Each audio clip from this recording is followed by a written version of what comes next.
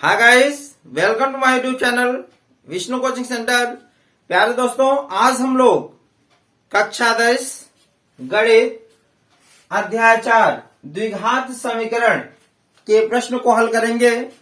प्यारे दोस्तों, एक चीज आप ध्यान देना कि किसी भी अध्याय को पढ़ने से पहले आपको उसके बारे में ये जान लेना नितांत आवश्यक है कि प्रश्न कैसे मिलेंगे, कैसे प्रश्न आएंगे।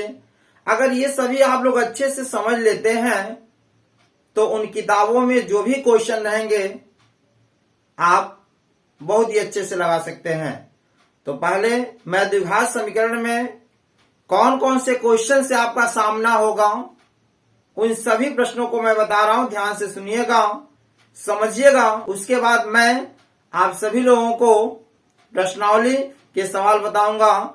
इसलिए आप लोग यह वीडियो शुरू से अंत तक जरूर देखिएगा ताकि आपको यह अध्याय बहुत ही इजी पूर्वक समझ में आ जाए। प्यारे दोस्तों, आप सभी लोग अपनी अपनी कॉपी कलम निकाल के बैठ जाएं और मेरे साथ साथ नोट भी करते रहें और समझते भी चलें। अगर आपको लगता है कि गणित बहुत ही कठिन है तो अब आपको कठिन नहीं लगेगा। आप ये मेरा वीडियो शुरू से अंत तक देखें और समझें, अच्छे से आ जाएंगे। प्यारे दोस्तों, इसके साथ ही साथ मैं आपको एक चीज और बता दूं कि मेरे यहाँ विष्णु कोचिंग सेंटर में ऑफलाइन बैच 1 मार्च से प्रारंभ कर दिए गए हैं। इच्छुक जो भी छात्र छात्राएं हैं आकर के एडमिशन ले सकते हैं। तो अब चलिए ज्यादा समय न लेते हुए अब हम चलते हैं द्विघात समीकरण में। ध्यान दें, द्विघात समीकरण में सबसे पहली बात यह आती है कि द्विघात समीकरण होता क्या है, कैसे आप जानेंगे, है कि नहीं। तो देखिए, वह समीकरण जिसमें घातों की अधिकतम संख्या 2 हो, वह समीकरण जिसमें घातों की अधिकतम संख्या 2 हो द्विघात समीकरण कहलाता है। माने 2 से अधिक अगर घात होगा तो द्विघात समीकरण नहीं कहलाएगा, या 2 से कम रहेगा तो द्विघात समीकरण नहीं कहलाएगा। तो कम से कम उसमें अधिकतम घातों की संख्या कितनी होनी चाहिए, 2 होनी चाहिए। तो लिखेंगे वह समीकरण जिसमें घातों की अधिकतम संख्या 2 हो द्विघात समीकरण कहलाता है।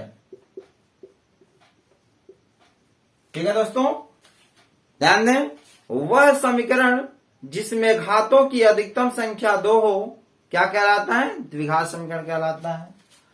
अब यहां ध्यान दें, इसका व्यापक रूप क्या होता है, व्यापक रूप ax² plus bx plus c। द्विघात समीकरण का व्यापक रूप क्या होता है, ax² plus bx plus c। जैसे प्रश्न नंबर 1 आ गया, निम्न समीकरणों में कौन से द्विघात समीकरण है। जैसे क्वेश्चन आ गया, निम्न समीकरणों में से कौन से द्विघात समीकरण है। 3x² प्लस 5x प्लस 6 बराबर 0। सेकेंड, 2x² प्लस 5x बराबर 0। थर्ड, 3x² प्लस 5x पर 3 घात plus 2x plus 6। Fourth number, x plus 1/x is equal to 2। समझ में आया दोस्तों। अब इसमें हमें बताना है कि निम्न समीकरणों में से कौन कौन से द्विघात समीकरण है। आप देखिए, यह पहले वाले प्रश्न में आप देख रहे हैं कि सबसे अधिकतम घात क्या है। यहां देखिए घात कितना है, 2 है। क्या 2 से अधिक भी कोई घात है क्या इसमें? नहीं है ना, बिल्कुल नहीं है। देखिए अधिकतम घात कितना है? 2 है।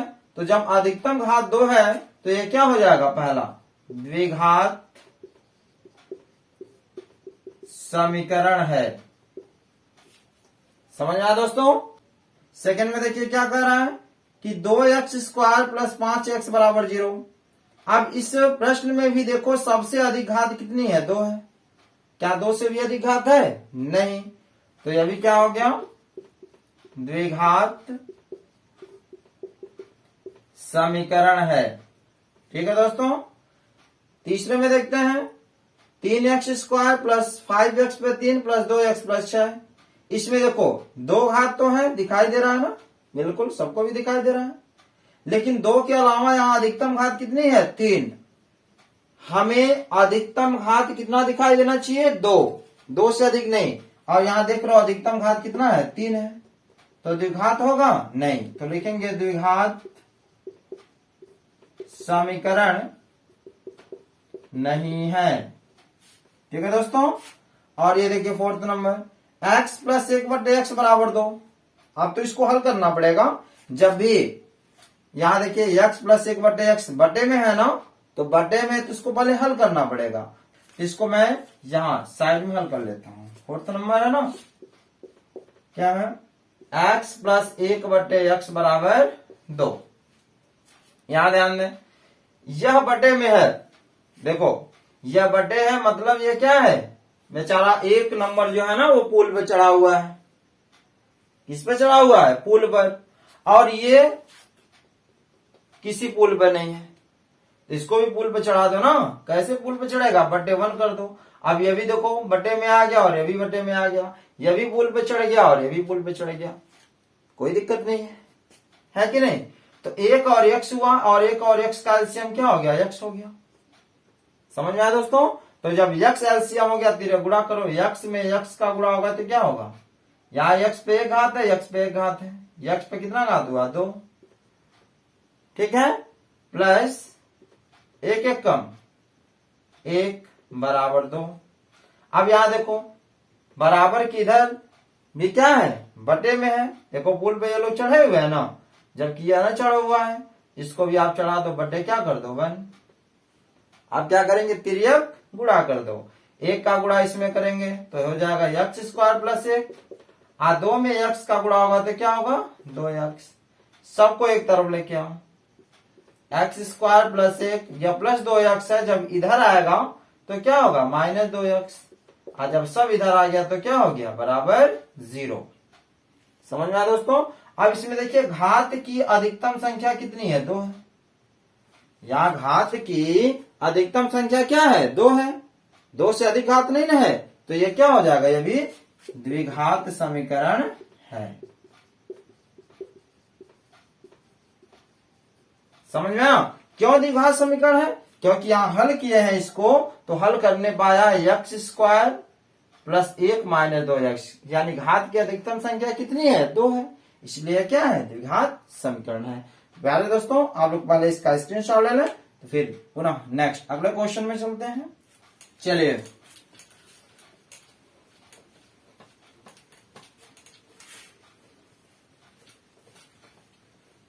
प्यारे दोस्तों, अगर आप लोग हमारे चैनल पर नए हैं तो चैनल को लाइक, सब्सक्राइब और शेयर जरूर करें, क्योंकि सभी विषयों पर क्लास यहां पे चलेंगे और अच्छे से आपको समझ में आएंगे। तो सेकंड, दूसरे नंबर के क्वेश्चन कैसे आएंगे? क्वेश्चन नंबर 2 में किस प्रकार के क्वेश्चन मिलेंगे कि द्विघात समीकरण के मूलों का योगफल तथा गुणनफल।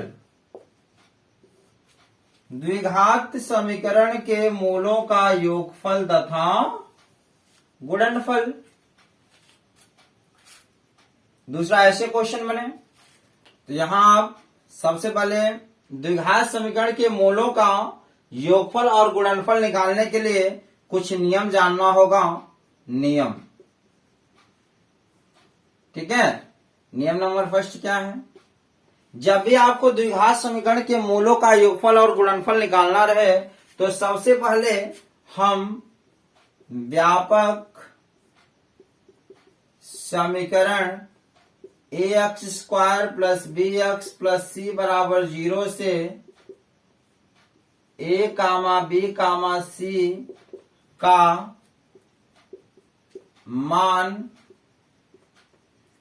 लिख लेते हैं। समझ में आया दोस्तों?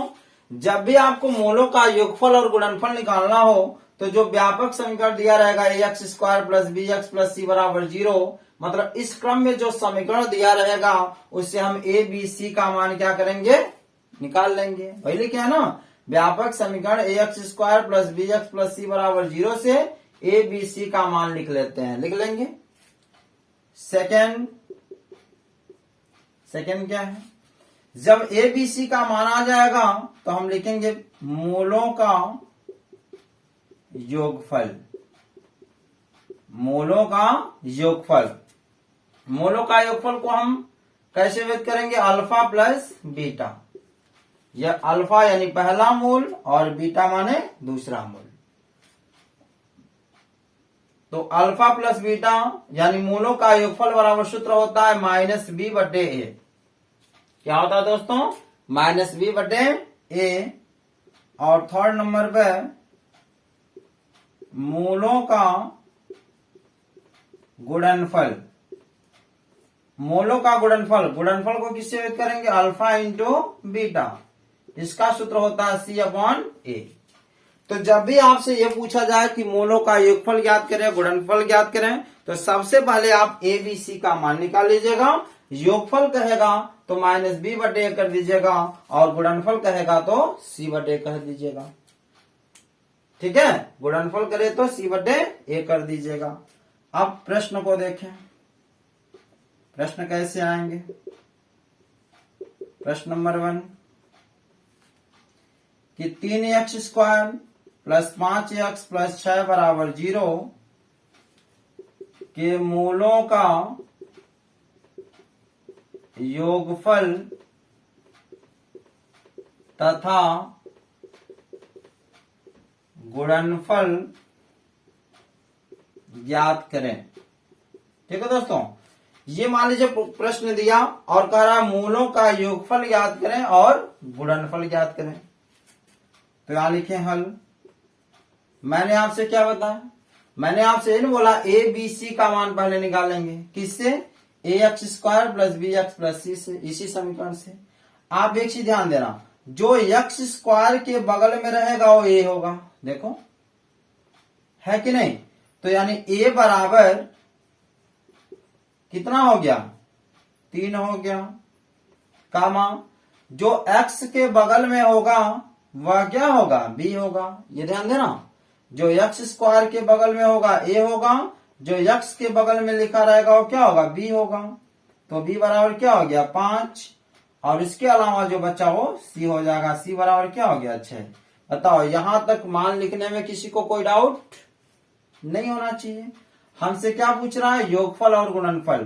तो पहला हमसे क्या पूछ रहा है? योगफल। योगफल अल्फा प्लस बीटा से व्यक्त करते हैं। तो मूलों का योगफल का सूत्र क्या होता है? -b/a। तो लिखिए सूत्र -b/a बराबर -b। b का मान कितना है? 5 है ना? तो 5 और a का मान क्या है? 3। तो -5/3। यह आंसर हो गया एक। ठीक है। सेकंड, हमसे गुणनफल पूछ रहा है। तो गुणनफल क्या होता है? Alpha into beta. सूत्र क्या होता है? c/a। ठीक है दोस्तों, तो c का मान कितना है? 6 है। तो लिखिए 6 और a का मान कितना है? 3 है। 3 कम 3, 3 दूनी 6 यानी 2। यही मेरा क्या है? आंसर है। तो जब भी आपसे मूलों का योगफल और गुणनफल पूछे तो लगा लेंगे कि नहीं लगा लेंगे? बिल्कुल लगा सकते हैं। और ये बताओ, जब ये लग जाएगा तो किताबों में सवाल रहेंगे तो लगा लेंगे कि नहीं लगा लेंगे? एकदम लगा लेंगे।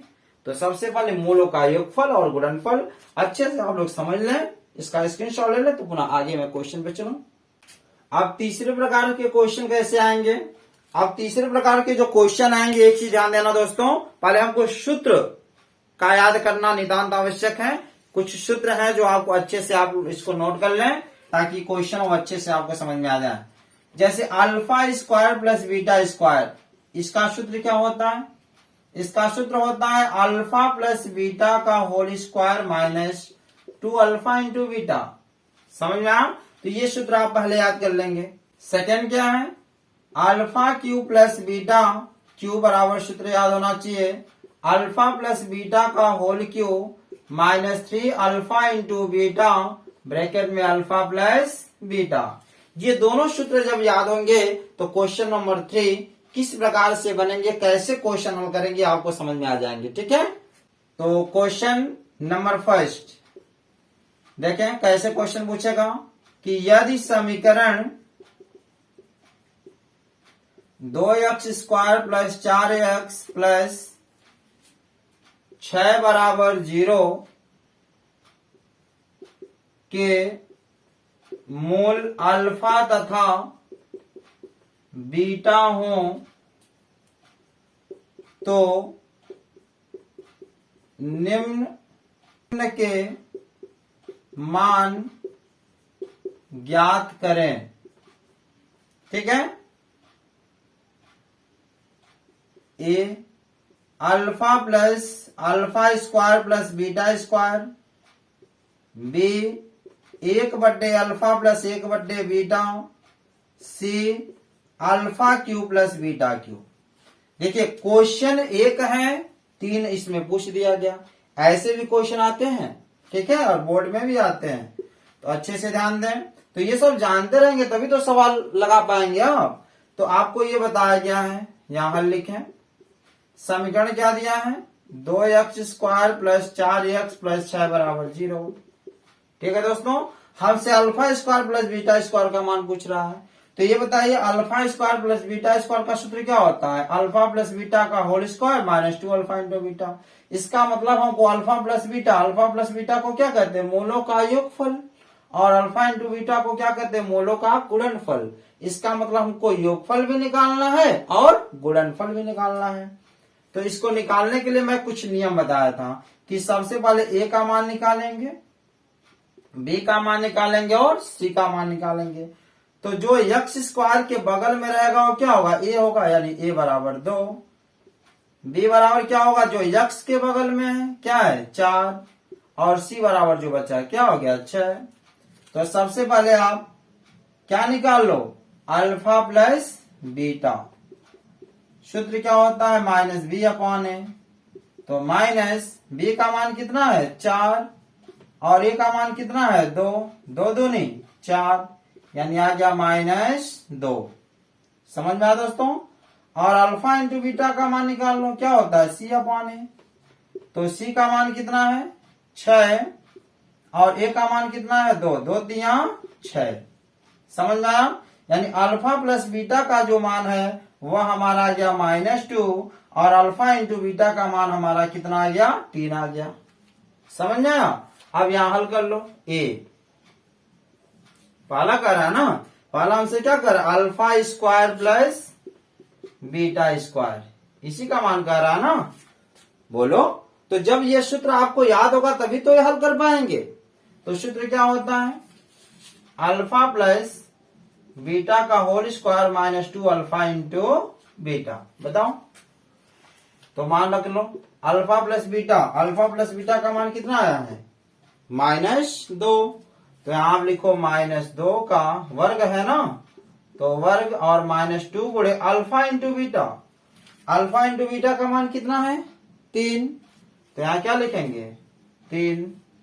तो माइनस का जब वर्ग होता है तो क्या होता है? प्लस। 2 दूनी 4 और -2 तिया 6। घटाइए, 6 में से 4 गया, कितना हो गया? घटाएंगे ना, तो 6 बड़ा है तो 6 का चिन्ह माइनस है। 6 में 4 गया 2, यानी -2। यानी alpha square plus beta square पहले का जो मान है मेरा कितना आ गया? 2। तो बताइए सवाल समझ में आया कि नहीं आया? तो जब भी ऐसे सवाल पूछे जाएं और ऐसे पूछा जाए तो आप सबसे पहले अल्फा प्लस बीटा और अल्फा इंटू बीटा मान निकाल करके सूत्र में रख देंगे, सवाल आपका आ जाएगा। तो इसका सेकेंड क्वेश्चन देखा जाए, ठीक है। ये तो अल्फा प्लस बीटा और अल्फा इंटू बीटा का मान आया है। सेकेंड क्वेश्चन में कह नाम से बी में कि 1/अल्फा प्लस 1/बीटा का मान, ये नहीं पूछ रहा है। तो आप एक काम करो, जब भी ऐसे क्वेश्चन रहे तो पहले एलसीएम ले लो। अल्फा है और बीटा है, यही है ना। तो नीचे यानी हर का जब नहीं मिलता है मान तो दोनों नोट कर लेते हैं, एलसीएम दोनों हो जाता है। अल्फा इंटू बीटा, तिरिया गुणा कर दो। अल्फा में 1 का गुणा होगा तो क्या होगा? अल्फा प्लस बीटा 1 कम बीटा। समझ में आया दोस्तों? अब इसमें इसका मान रख दो। Alpha plus beta, alpha plus beta का मान कितना आया है देखो, -2। तो यहां लिख दीजिए क्या, -2। और अपन alpha into beta, alpha into beta का मान क्या है? 3। तो हो गया 3। ये आंसर हो गया, है कि नहीं आसान? बिल्कुल ठीक है। तो बी वाला भी आप लोग नोट कर लें। इसका सी क्वेश्चन हम करके आपको समझाएं, ठीक है। तो चलिए इसका सी पार्ट देखते हैं क्या है। सी पार्ट में है alpha cube plus beta cube, यही है ना, alpha cube plus beta cube. तो alpha cube plus beta cube का सूत्र क्या होता है? यही ना होता है कि अल्फा प्लस बीटा का होल क्यू, देखो सूत्र यही है ना, और -3 अल्फा इंटू बीटा ब्रैकेट में अल्फा प्लस बीटा। बोलो ये सूत्र जब दोनों याद होंगे तभी ये सवाल लग पाएंगे। तो मान रख लिया जाए अल्फा प्लस बीटा, इसका मान कितना आया है? -2। तो लिखिए -2। कितना घात है? 3। तो लिखिए 3 -3 गुणे अल्फा इंटू बीटा है ना, अल्फा इंटू बीटा का मान कितना आया है? 3। तो यहां लिखिए 3 गुणे ब्रैकेट में अल्फा प्लस बीटा है, अल्फा प्लस बीटा का मान क्या है? -2। तो यहां लिखिए इसके जगह ब्रैकेट में -2। बोलिए समझ में आया कि नहीं आया? अब यहाँ 2 है, 2 का 3, 2 दूनी 4 दूनी 8, 3 घात है ना, ये नहीं कि 2 3 6 कर दीजिएगा। 2 दूनी 4 दूनी 8 यानी -8, ठीक। क्योंकि जब ऋण का विषम में गुणा होता है 3 बार होगा ऋण ऋण धन और धन ऋण हो जाएगा। तो -8 और माइनस में माइनस का जब गुणा होगा तो क्या होगा? प्लस। 3 त्रिका 9, 9 दूनी 18। आप घटाइए, 18 बड़ा कि 8 बड़ा? 18 बड़ा। तो 18 का चिन्ह क्या है? प्लस। 18 में से 8 गया क्या होगा? बोलिए 10। यानी ये क्या है? आंसर है।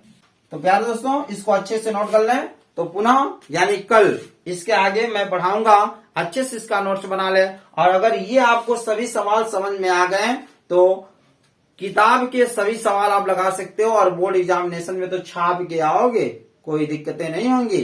अच्छे से आप लोग इसका नोट्स बना ले, तैयारी कर लें। तो पुनः अगले वीडियो में अगले क्वेश्चन के साथ पुनः मुलाकात होगी। तब तक के लिए धन्यवाद।